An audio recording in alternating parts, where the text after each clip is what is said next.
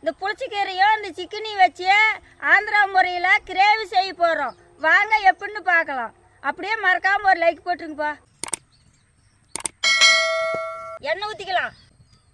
பட்டை, லவங்கம், பிரியாணி இலை, சின்ன வெங்காயம், கருவேப்பிலை, வரமிளகாய், இஞ்சி பூண்டு விழுது, தக்காளி,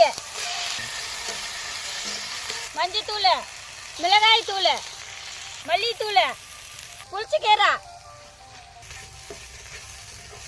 சிக்கன் போட்டுக்கலாம். கல் உப்பு, தண்ணி கொஞ்சம் ஊற்றிக்கலாம். கறி ஒரு 1/4 மணி நேரம் வேகட்டும்பா. சாப்பிடுங்கப்பா. நான் செஞ்ச ஆந்திரா கிரேவி எப்படி இருந்துச்சு? சூப்பரா இருந்துச்சு.